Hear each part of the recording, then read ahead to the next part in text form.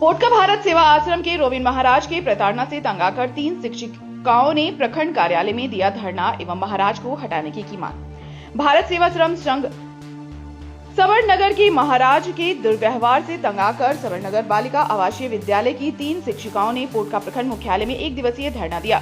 धरना के उपरांत वीडियो के नाम सीओ को ज्ञापन सौंपा।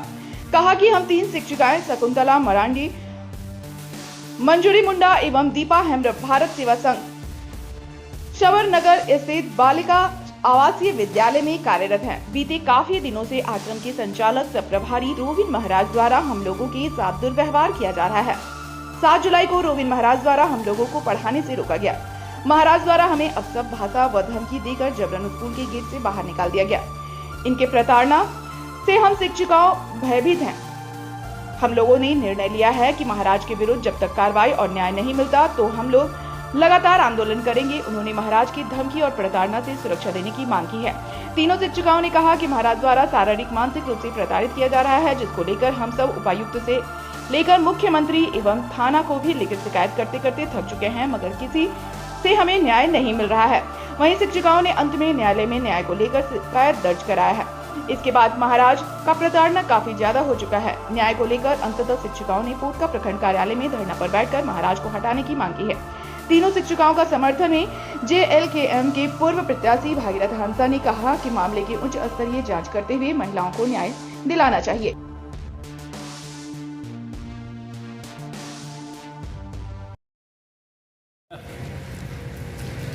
हम यही कहना चाहेंगे क्योंकि विगत दिनों भारत सेवाश्रम संघ द्वारा संचालित सवर्णनगर स्कूल के 3 शिक्षिकाएँ मेरे साथ मिले और JLKM पार्टी का सपोर्ट के लिए कहे, तो मैं इन लोग से कहा कि मैं निश्चित रूप से JLKM पार्टी हम लोग आपको समर्थन देंगे।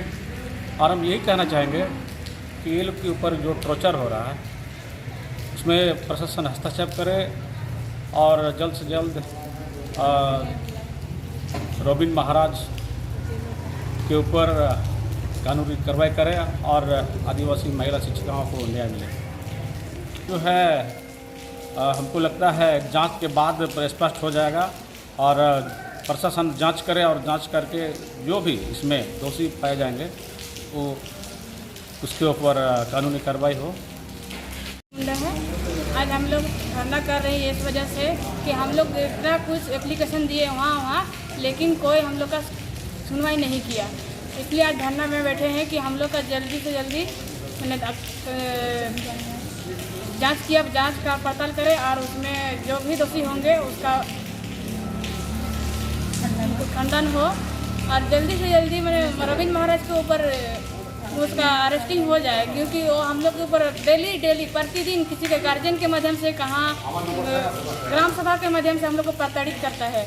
मतलब हम लोग को दोषी ठहराता है कि वो लोग ये से करता है वो से करता है, स्कूल बंद कर रहा है बोल के गार्जियन को ये कर रहा है, भड़का रहा है, ताकि वो गार्जियन जो है सबर लोग जो है वो हम लोग को मारने के लिए भी वो उग्र है। हम लोग को पीछा उछा भी करता है, पत्थरबाजी भी किया है हम लोग के साथ। वो दारू रोविन महाराज के द्वारा ही ये सब षड्यंत्र के द्वारा ही ये सब हम लोग को करवा रहा है।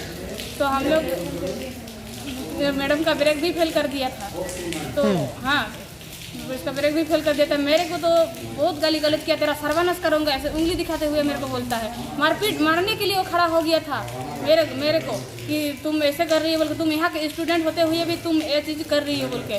अब हम बोल रहे कि हम क्या किए, हम तो सही जिनिस को ही तो हम दिखा है ना, जो सही है उसको तो हम बोलेंगे, जो गलत है तो गलत है, जो सही है तो सही है उसको मानेंगे। हम पहले स्टूडेंट थे, आप तो एक शिक्षिका के रूप में काम कर रहे थे, हम उसको बोलने का जो गलत है उसको तो हम बोलेंगे। तो इसीलिए हम बोले रोविन महाराज के ऊपर जल्दी से जल्दी जांच पड़ताल हो और उसको अरेस्टिंग के लेके जाइए।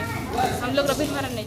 मेरा नाम शकुंतला मार्डी हुआ। मैं भारत सेवाश्रम संघ आश्रम सवर्णनगर में 5 दिसंबर से मेरी नियुक्ति हुई। वो नियुक्ति प्रक्रिया मेरा सोनारी से हुआ है, एग्ज़ाम वगैरह हुआ। कौन प्रताड़ित कर रहा है आप लोगों को?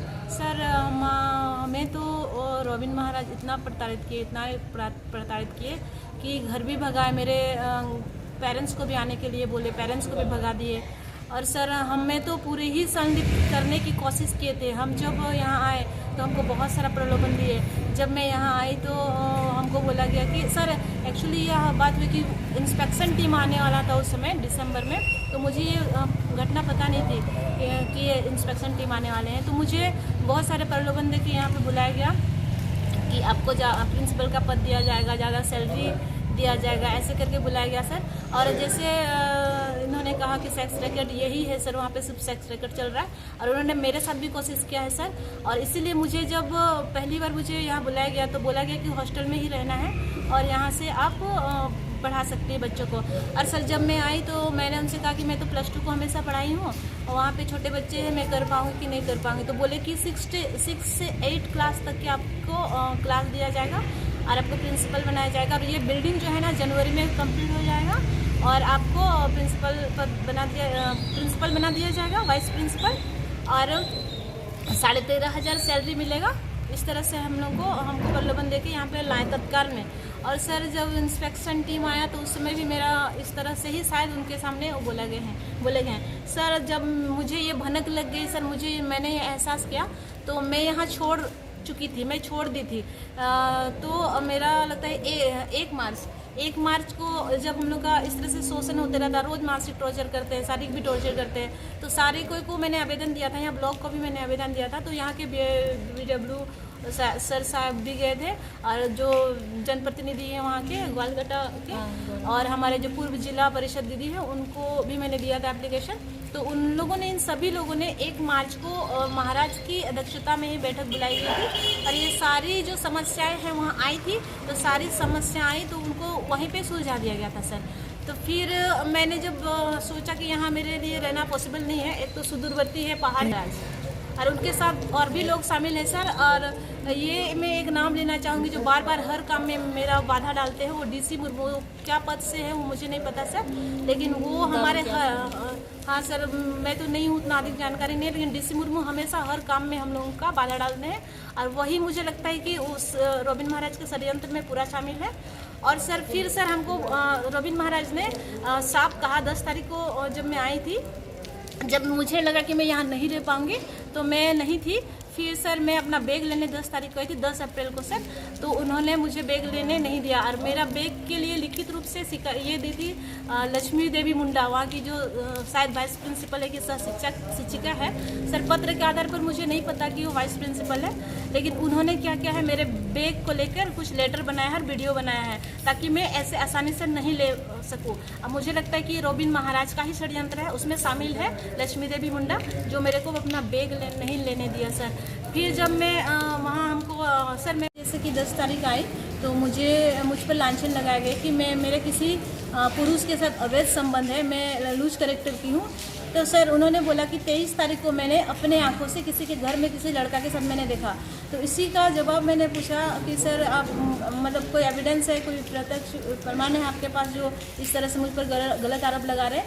तो उन्होंने कहा, फिर सर अभद्र व्यवहार किया, गाली गलौज किया और बोला कि मैं आपसे बात नहीं करूँगी, आप गार्जियन को लेकर आइए। ये 16 अप्रैल को बुलाने के लिए बोला गया था सर। जब मैं 16 अप्रैल को गार्जियन को लेकर मैं दावंकी बुलाया गया था सर, दावंकी आश्रम, तो मैं वहाँ जब अपने पेरेंट्स के साथ आई तो मेरे पेरेंट्स के साथ भी फटकार लगाते हुए मेरे पेरेंट्स को भी गाली गलौज करके गेट से बाहर निकाल दिया गया सर।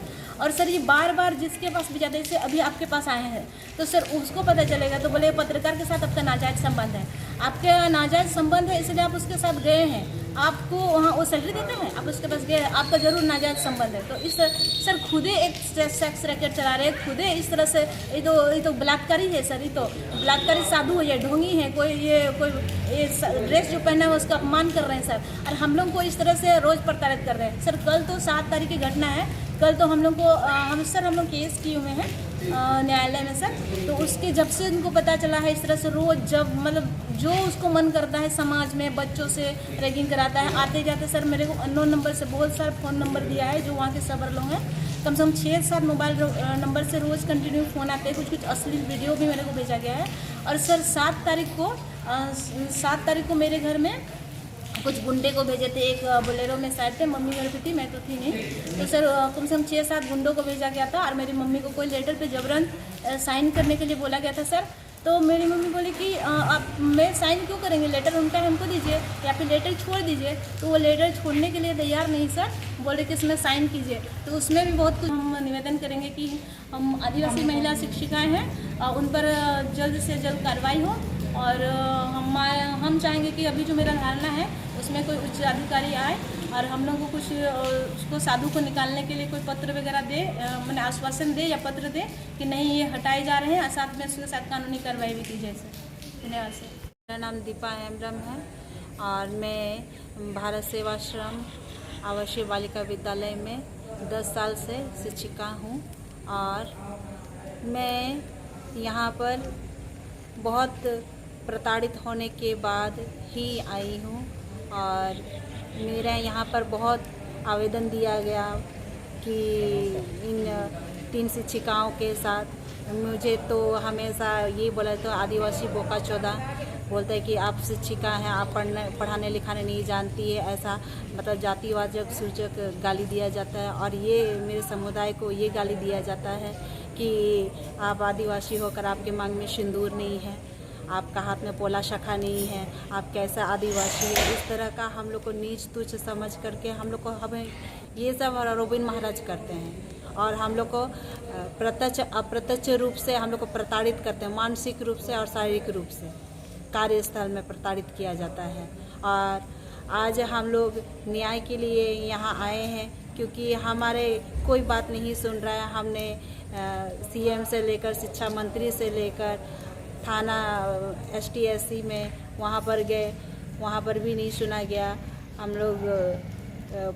हम लोग के सेक्रेटरी वहाँ आवेदन दिए, कोलकाता हेड ऑफिस में भी हम लोग ईमेल से आवेदन दिए, हम लोग को कोई बात नहीं सुना गया।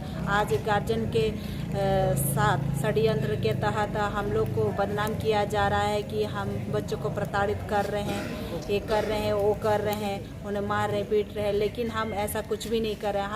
हमें जबरन हमें मानसिक रूप से प्रताड़ित किया जा रहा है, जबकि रोबिन महाराज ही ये सब कुछ कर रहे हैं। और रोबिन महाराज ही हम सभी महिला शिक्षक को प्रताड़ित करें। वहाँ तो एक तरह से बोलने से सेक्स रैकेट चल रहा है और वहाँ पर बच्ची बड़ी बड़ी बच्चियों को चुन चुन करके बोलने से मंदिर में सोने के लिए बुलाया जाता है और वहाँ पर मालिश उलिश करवाया जाता है, कपड़ा धुलवाया जाता है, उनसे बर्तन मजवाया जाता है और उन्हें मंदिर में ये कसम दिलवाया जाता है कि वो ये बात को कभी किसी के सामने ना बोले, अपने गार्जियन के पास भी ना बोले। इतना प्रताड़ित किया जाता है और स्कूल में इस तरह का अशांति वाला वातावरण माहौल बनाया गया है बच्चों को कि वे पढ़ाई लिखाई से मोहभंग हो गए हैं और वे हमेशा नाच गान पर ज़्यादा प्रेशराइज करते हैं। जब भी पढ़ाने के लिए हम लोग बच्चे को प्रेशराइज मतलब कहते हैं तो कहते हैं कि बच्चे पढ़ लिख करके बड़े अफसर बनेंगे नहीं, आप उन लोग को खुला छोड़ दीजिए, ऐसे बोलते हैं। उन्हें आनंद लेने दीजिए, उन लोग को खेलकूद में शामिल कीजिए। और अब हम पर कंप्लेन किया जाता है कि आप बच्चों लोगों को ठीक ढंग से नहीं पढ़ाए। जब भी हम लोग पढ़ाने के लिए वो लोगों को क्लास में लाते हैं, सब्जी काटने जाओ, बर्तन मांजने जाओ, इस तरह का बुला करके क्लास से बाहर निकाले तो वो बच्ची क्या सीखेगी। और हम लोग जब भी हम लोग बच्चे को बोलते हैं कि आपने कल का काम क्यों नहीं किया तो कोई बच्चे जवाब नहीं देते हैं, क्योंकि वहाँ पर माला सबरीन है, चुनू सबर है, वो लोग पूरा आधिकारिक रूप से महाराज रोबिन महाराज के नेतृत्व में काम कर रहे हैं। रोबिन महाराज उन्हीं को सौंप चुके हैं कि स्कूल भी आप ही देखो। माला सबर जो है कुक है, उनको ये अधिकार देते हैं कि आप ही देखो सब कुछ। और बताइए, एक कुक अगर ये सब देखेगी तो हम लोग क्या पढ़ाएंगे उसको। एक कुक ही अगर पढ़ा सकती है तो वो क्यों ये सब कार्यभार नहीं संभालती है। हम लोग क्यों नियुक्त हुए हैं, हम लोग पढ़ाई करने के लिए नियुक्त हुए हैं। और वो बच्ची लोग से मालिश उलिश करवाता है और वहाँ का टीचर लोगों को भी वो संलिप्त किया हुआ है, जिस कारण से वो हम लोग को नहीं सम्मिलित कर पाया है, इसलिए वो हम लोग को बाहर निकालना चाहता है। हम लोग को इसका भनक लग चुका है, हम लोग का सभी ट्राई किया गया है, इसलिए ना मानने पर षड्यंत्र के तहत ये लोग को निकाला जाए। ये लोग हमको सेक्स रैकेट नहीं चलाने देगी, ऐसा उनको भनक भी लग चुका है। इसलिए बाकी सब टीचर को भी वो अपने पक्ष में ले लिया है, पैसा और दोनों ही पद और पैसा दोनों देते हुए कि मेरे खिलाफ कोई ना बोल सके बोल करके।